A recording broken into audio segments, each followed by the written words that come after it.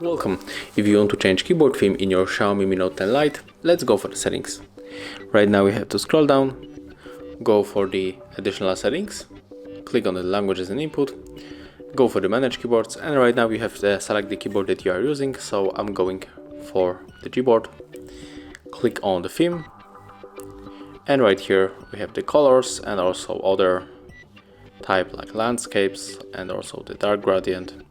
I'm going to show more and I will set up this one, click on it, tap on the apply, and right now we can check how it works. So go for our keyboard, for example in the messages, and the theme has changed. So thank you guys for watching, leave thumbs ups, comments, and of course subscribe to our channel.